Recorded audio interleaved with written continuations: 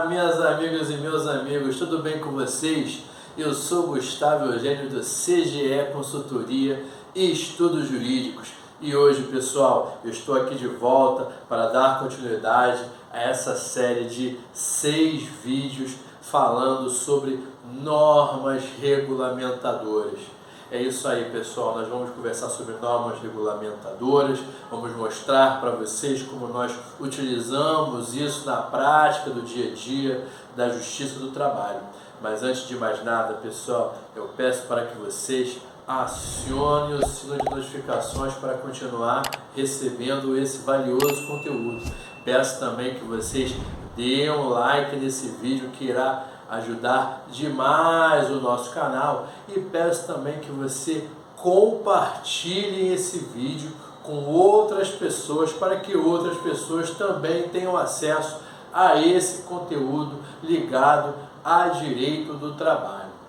Como eu disse para vocês, pessoal, eu vou aqui continuar conversando com vocês sobre normas regulamentadoras, esse assunto que é muito importante para quem atua na Justiça do Trabalho. E esse é um tema que nem sempre é levantado pelos doutrinadores, pelos professores, mas a gente se depara com isso na prática trabalhista, porque é muito normal que nós estudemos, seja a legislação ou também a jurisprudência do TST e dos tribunais.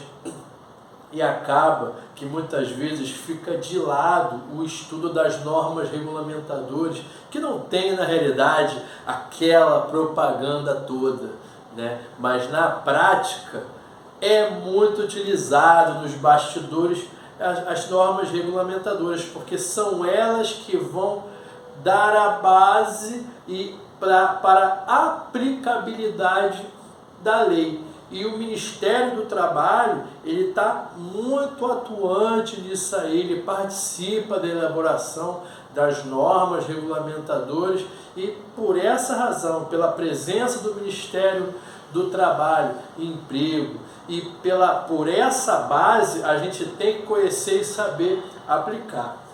A norma regulamentadora de hoje, que eu vou conversar com vocês, é a norma regulamentadora número 5, que fala da CIPA, Comissão Interna de Prevenção de Acidentes.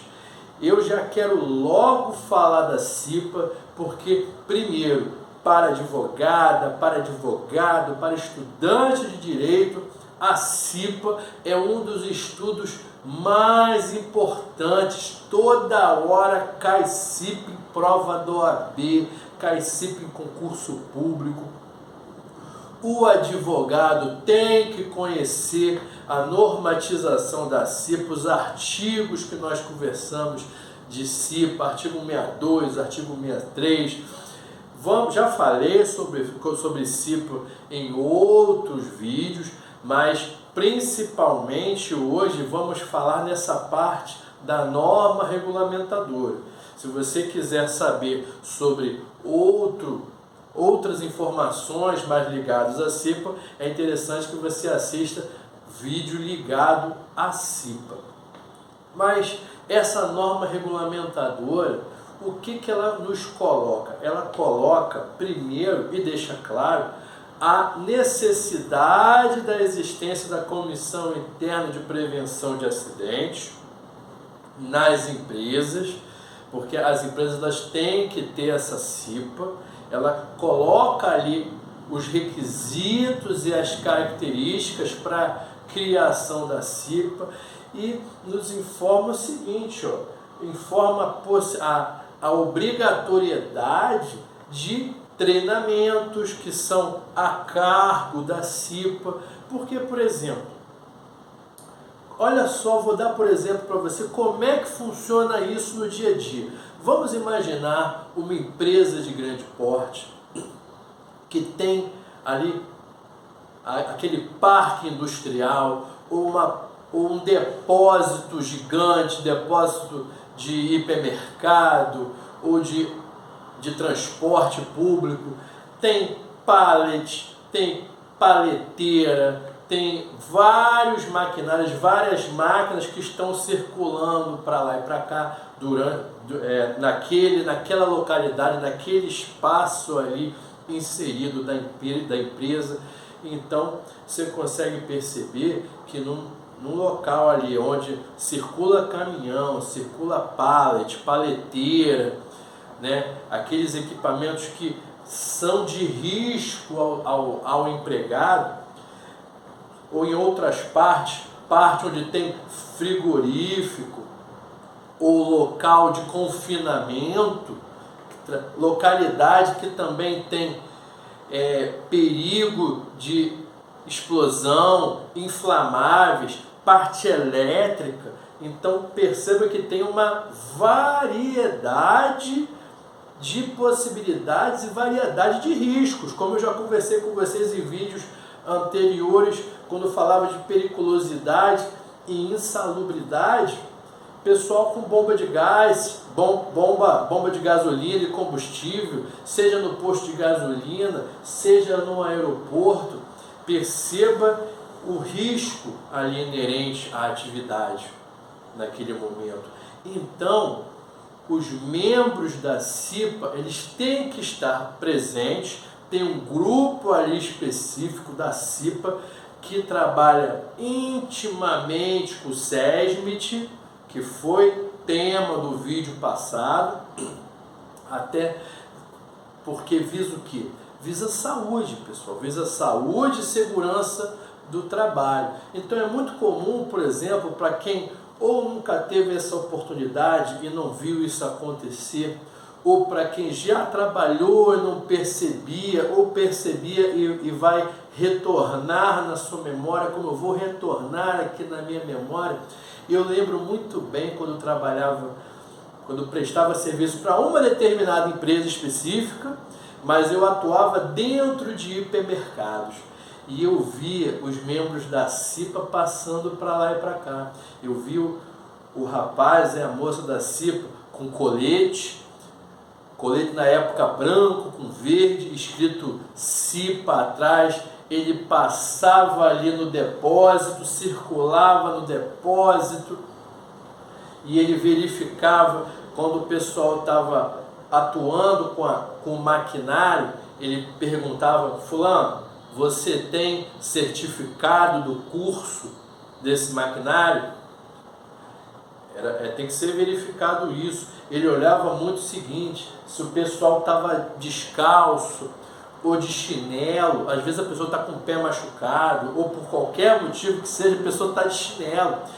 Pode parecer engraçado e absurdo esse comentário que eu estou falando com vocês, mas na prática nós vemos as situações mais absurdas, porque cada ser humano teve uma criação, cada ser humano tem um estilo de vida. Tem gente que trabalha nesses setores sem camisa, pessoal que trabalha com transporte, por exemplo, quando chega num depósito, ou seja de um centro de distribuição, que hoje em dia é muito comum, os centros de distribuição dessas empresas que fazem o e-commerce, elas têm centros de distribuição no Brasil inteiro.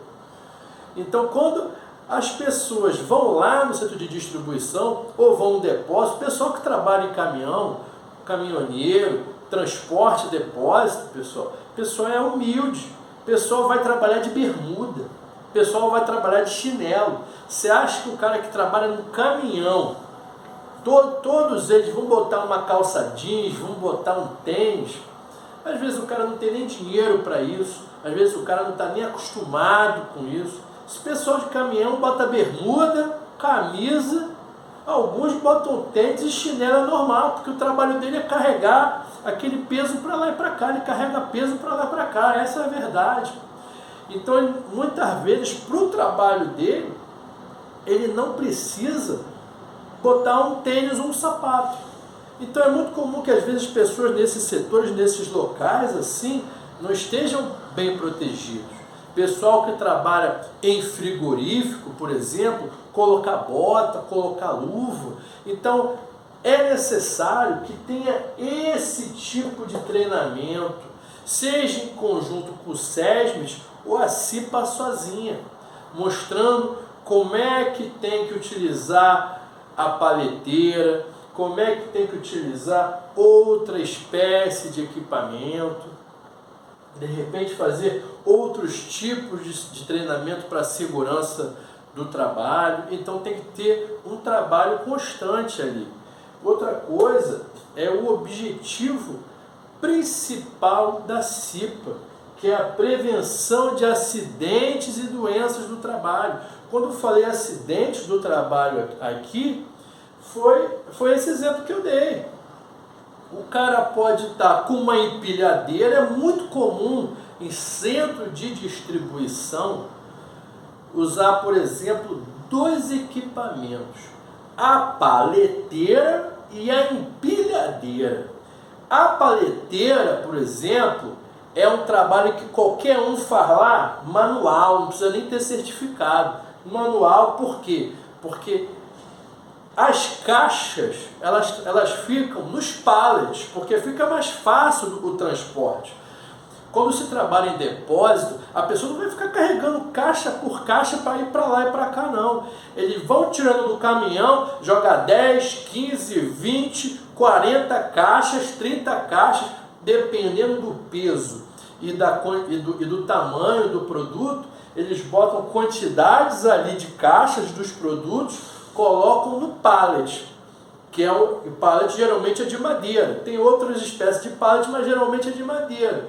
Só que como é que você vai carregar esse pallet para lá e para cá? Tem que ter um carrinho, né, que é a chamada empilhadeira. Você quer uma empilhadeira de ferro, você enfia as duas espátulas dentro dos buracos dos pallets, você sobe ele como se fosse bombando, como se fosse um macaco de carro, você dá uma força ali para ele subir e ele vai ficando mais leve. E você vai carregando a paleteira com o pallet lá preso até o local que você vai fazer, ou na área de venda, quando você vai levar para a área de venda, ou quando você vai colocar aqueles produtos ali no depósito, quando você vai arrumar no depósito. Isso é a paleteira. Um outro tipo de equipamento é a empilhadeira, que também tem a ver com os pallets. Esses depósitos, pessoal, eles são gigantes em dimensão. Tem 500 metros para lá, 200 metros para o outro lado e também para cima. São colocados ali os produtos lá em cima, quando você vai ver, como se fosse lá no segundo andar de um apartamento. Você acha que você vai subir ali? Tem muita gente que sobe. Essa é a verdade. Quando eu trabalhava em depósito, infelizmente, às vezes diante da necessidade, você tem que subir e pegar alguma coisa ali. Mas isso não é o certo, não é o correto. O correto é você ter uma pessoa específica, você sobe através de uma escada. Tem gente que vai subindo se pendurando, mas existe uma escada própria para aquilo. Quando você vai subir o pallet, você vai subir o pallet com aquelas caixas pesadíssimas através da empilhadeira. Eu não falei para você que tem a paleteira que você vai subindo ali com a mão? A empilhadeira é uma máquina, como se fosse um tratorzinho ali, que tem a força suficiente e as espátulas dele, o garfo dele sobe lá no alto como se fosse um elevador. Aí você tira um pallet para colocar algum produto, para tirar algum produto, ou você coloca pela empilhadeira o pallet naquele local ali. Essa empilhadeira precisa, para dirigir essa empilhadeira, tem que ter feito um curso, um treinamento com certificado. E às vezes as pessoas se machucam, às vezes o cara está dirigindo, não presta atenção, passa no pé de uma pessoa. É muito comum isso. Por mais que tem gente que dirige e não tem curso, isso é errado. Tem gente que tem curso, mas é negligente ou imprudente. Então, nesse tipo de local, nesse tipo de ambiente, de depósito ou de centro de distribuição, que hoje em dia é muito comum, se você não precisa ser nem empilhadeira, só aquela paleteira, se a pessoa der mole com o seu pezinho ali do lado da paleteira, você pode apertar um botão que aquela paleteira ela desce o pallet. Já pensou se alguém está com o pé ali desligado, sem prestar atenção, pode cair aquele peso de madeira no pé da pessoa. Eu já vi isso acontecer. E isso não acontece uma vez só não, é muito comum. Então, o pessoal da CIPA está ali olhando, verificando se a pessoa está trabalhando de tênis, se a pessoa está trabalhando de bota, se aquele funcionário tem o certificado para empilhadeira ou outra espécie de maquinário. Além disso, pessoal, estou falando aqui para vocês, acidentes de trabalho e doenças no trabalho.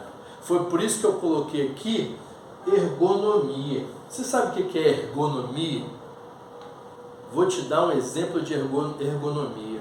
Quando você está lá no seu escritório da sua empresa, você está lá, você está lá sentado, tem que ter uma cadeira apropriada na altura do computador.